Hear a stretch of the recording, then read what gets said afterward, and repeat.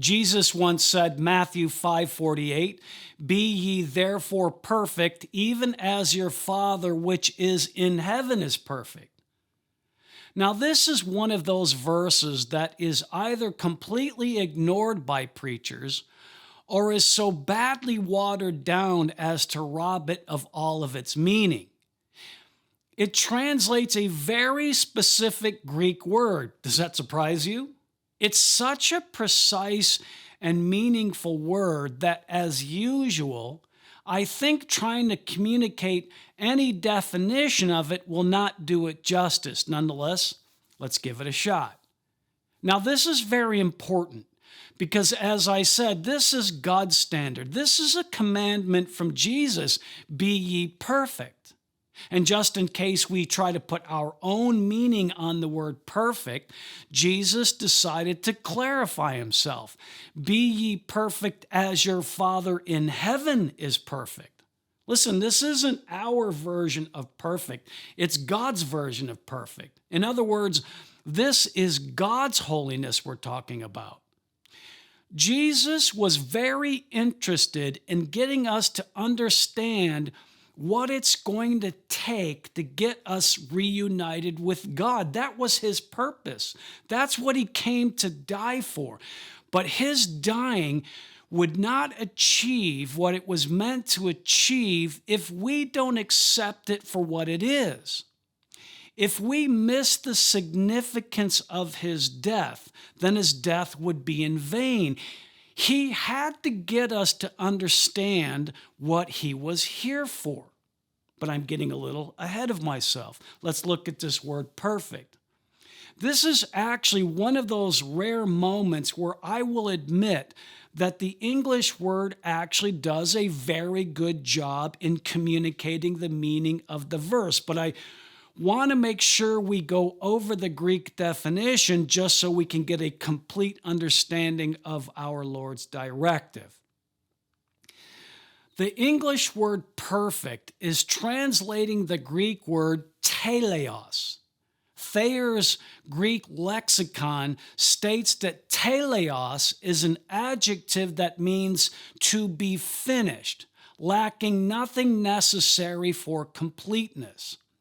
Vine's dictionary says the word signifies something has reached its end, that it has reached its fullness. Well, you know what? Our English word perfect works, well, perfectly. When God created Adam, and listen, I know in this series we keep leaping back to the beginning, but it's important for us to get a picture of what God had intended for us all along. In Adam, albeit for a brief moment, we see what God had in store for all of us, total and complete and unending fellowship with him. The way I see it, and again, it's a little difficult to say exactly what Adam was like because we don't get to see much of him. And isn't that ironic, by the way? The man that set the whole universe out of balance is barely known to us. Perhaps that's best. Nonetheless, from what we can tell, Adam was not created a baby. He was created fully mature. It was not necessary for Adam to develop. There was no need for that. God made him and gave him everything he needed to achieve his purpose. In other words, Adam was complete. Adam was teleos. Adam was perfect, if you will. Remember, I'm going to say it again because this is important to our discussion. Adam was created in God's image for a reason. Dare I say, Adam at his creation was holy, and then sin entered in and destroyed all of that. Sin removed God's imageness from Adam. Now sin stands in the way of our perfection, our completeness. Once Adam was no longer complete, no longer perfect, no longer holy, no longer the representation of God's image as he was intended to be, He had to be expelled from Eden. Let me read you something from the Dictionary of Biblical Imagery. Quote, Adam and Eve are pictured as living in harmony with nature, including both plants and animals. They also live in harmony with each other. Now, do you see any of that going on around you today, ever? Let me continue reading. But overshadowing this harmony on the natural and human planes is, now listen to this, listen closely. But overshadowing this harmony on the natural and human planes is open communion of Adam and Eve with God. The garden may be enclosed, but it also opens upward to God, who visits the garden that he has planted, walking in the garden in the cool of the day, unquote. The Garden of Eden is the picture of the perfection that God had intended. He cultivated and built up the garden and then put man in it, and it serves as a symbol of a life that is in total, complete, in other words, perfect peace with nature, with man, and with God. We can't restore that. We've been expelled. We're the cancer that's eating away at the abundant life of the garden, and cancer can't cure itself. Cancer must be destroyed by something from the outside. I can't save me, you can't save me, and I can't save you, because we all have the same problem: unholiness. Our unholiness keeps us from taking a single step forward toward holiness. It is, in my mind, the latent frustration of all of mankind. No one can be perfect, and that burdens us like nothing else. And listen, this doesn't even have to be a religious thing. The most gifted athlete, scholar, singer, dancer, whatever. Anyone that's at the top of their game, so to speak, even they fall short of perfection. But they want it desperately. In terms of our relationship with God, those of us that are sensitive to our own failures are the most frustrated of all. We are seeking something that no human on their own can achieve. Job, I think, said it best, chapter 9, verse 32, "For he is not a man as I am, that I should answer him, and we should come together in judgment. Neither is there any daysman betwixt us that might lay his hand upon us both." A daysman is an umpire. Job was crying out for someone to stand between sinful man and a holy God in order to bring us together. We need someone who can take our case to God, but that someone can't be unholy like us. Our daysman cannot be unholy, because unholy is not allowed in the presence of holy, as the garden showed us. Our unholiness walls us away from his holiness. Our daysman, our umpire, our go-between, our pontifex. That's a Latin word that means bridge builder. And the pontifex we need, by the way, does not sit in Rome. That one there is no different than you and I. Our daysman must be someone who knows firsthand our plight, while at the same time has the means to do something about it.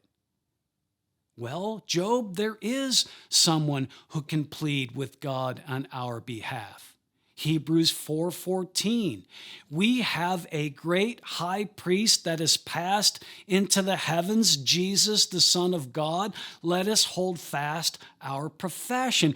For we have not an high priest which cannot be touched with the feeling of our infirmities, but was in all points tempted like as we are, yet without sin. Let us therefore come boldly unto the throne of grace, that we may obtain mercy and find grace to help in time of need.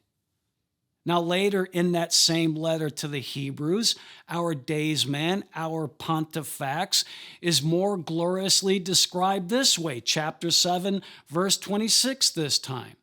For such an high priest became us, who is holy, harmless, undefiled, separate from sinners, and made higher than the heavens. That is exactly what we need, a high priest. You know, a prophet is one who speaks to man for God, but a priest is one who speaks to God for man. We have a high priest who is fully qualified to enter into God's presence because he is holy, because he is harmless. Now, I don't like that word. The original actually just means innocent or blameless. He is holy, he is innocent. Listen, no other priest in history could say that. He is holy, he is innocent, he is undefiled, and though he was human, he was separate from sinners. That's the high priest we need. That Job is our Daysman. And that, and only that, is how we get our case in front of God. Once more, we can't do it ourselves. We are unholy. We couldn't even get near the place. In ancient Israel, God made a provision for the sins of the people. Once a year, he would accept the sacrifice, and it had to be a perfect. The Bible calls it unblemished. It had to be an unblemished sacrifice. One day out of the year, it was called the Day of Atonement. On the Day of Atonement, the high priest at that time was allowed to enter the Holy of Holies with the perfect sacrifice. God would be waiting there. And if the sacrifice was less than perfect in any way, then the high priest would die on the spot. Why? Because without the perfect sacrifice, man is unholy. Unholiness is destroyed by holiness. The unholy, unprepared high priest would die without a perfect, acceptable sacrifice. You know, Jewish tradition tells us that on the Day of Atonement, before he entered the Holy of Holies, a rope would be tied around the leg of that high priest. Also, there were little bells at the bottom of his priestly robe. The whole congregation on that day, all of those sinners, would be outside waiting as the high priest entered the curtain that separated the Holy of Holies from the rest of the world, really.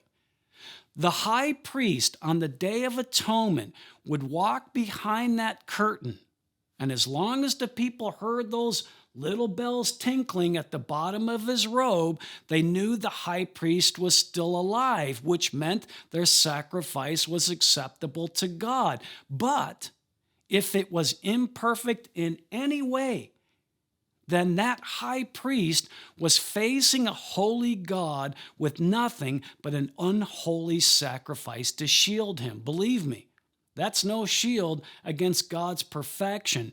And if that were the case, the high priest would drop dead immediately.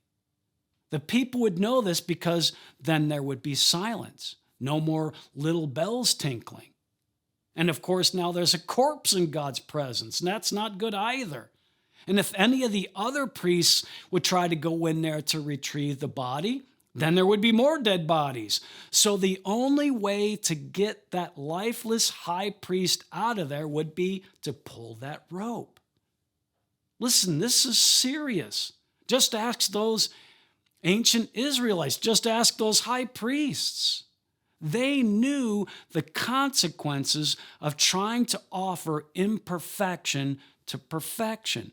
They knew what would happen when an unholy sacrifice was offered to a holy God. All of that was a symbol for you and me. All of that was meant to teach us something very important. Be ye therefore perfect, even as your Father which is in heaven is perfect. Now, no one is more aware of our imperfection and our unholiness than God. But remember, He still loves us. He still wants us to be with Him. God didn't just throw up His hands when Adam sinned and said, oh, well, back to the drawing board. I'll just pitch these imperfect ones and let me see what else I can create that hopefully won't fail me. Now, just as much as He's aware of our unholiness, He's that much more aware of His own holiness. He is aware of His own justice. He knows how to preserve those things. He knows we're sinners. He knows He loves us. He took all of those factors into account and decided how He was going to restore things to their original perfect state. He was going to make a covenant. Remember way back there, we started talking about the almighty, triune, creator, covenant-making God?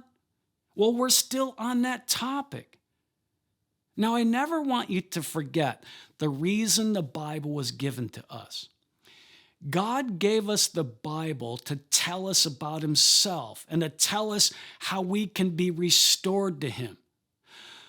The Bible can be described as a book of covenants. In fact, the word testament, as in Old and New Testament, can just as easily be translated covenant.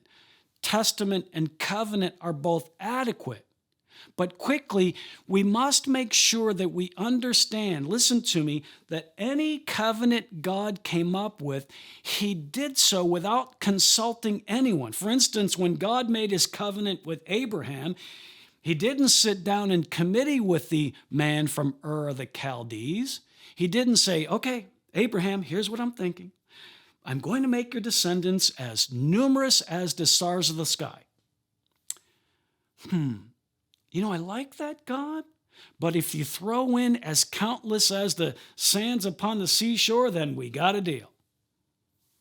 That's not how God's covenants work. He lays down the terms, and then we follow them. Listen, if God had decided to include our input, we'd still be arguing about it. Thank God for an almighty, creator, triune, covenant-making God. Nothing gets done when humans are involved. And that's an important point we'll cover a little later. So the Bible is filled with God's covenants. Now, I'm just going to mention a few of these, but listen, the discussion of these covenants will be both brief and incomplete for two reasons. Number one, all I'm trying to point out is that God makes deals with mankind largely by way of covenant. So specifics are not necessary to this discussion. And number two, if you can believe it, there's a lot of disagreement when it comes to the details of covenants, mainly because there seems to be quite a diversity of opinion as to what actually constitutes a covenant. So much so, in fact, that this topic has become somewhat controversial among theologians. Of course, this has led to some confusion as to how many covenants there actually are in the Bible. Some say there were 5, some say 8, some say 12, some say only 2. Now, we're not going to wade into that argument here, but we will go over, ever so briefly, a few that have been identified by some theologians as covenants. First, there is what is called the Edenic Covenant. The terms here were that Adam and Eve were to be fruitful and multiply and take dominion over the earth. Now, we'll focus on this one in a moment, but we're just mentioning it here. This is where Adam was given free access to everything in the garden except the tree of the knowledge of good and evil. He would have had everything he wanted for eternity if he just avoided that one tree. Adam's end was simple. He was to fill the earth with God's image, and God would give him everything he and his descendants needed to do that and to live in a peaceful existence with God, with nature, and with all those he and Eve would produce. Again, all Adam had to do was steer clear of that one tree. As you know, he didn't do that. In fact, listen, the second most important point you must learn from this is as much as God is a covenant maker, mankind is a far more covenant breaker. And listen, not all of God's covenants came with conditions. Not all of God's covenants required some response from mankind. Some of the covenants were just God telling what he was going to do for them. But every time there was something we had to do to keep a covenant whole, we failed. Let me say this again. This is an important point for you to remember. God makes and keeps covenants. Man breaks and, breaks again covenants. By the way, an example of an unconditional covenant, one that has no conditions, is the so-called Abrahamic Covenant. In this one, God simply promised Abraham that he would make his descendants as numerable as the stars of the heavens and the sands of the seashore, as we sort of intimated just a minute ago. And not only that, but God promised the whole earth would be blessed through Adam. Nowhere in that covenant did God lay out a stipulation for Adam. It was unconditional. It could not be broken because God didn't leave any of it up to anyone but himself. Now, just to round out this discussion, let's simply mention a few more covenants without comment. There was the Noahic Covenant, in other words, the covenant God made with Noah. There was the Davidic Covenant, and you guessed it, that's the one God made with David. And then there was the New Covenant, and that one involves the coming of the Messiah who will right all of the wrongs that have befallen the universe due to mankind's failures. And that's where we'll pick it up next time.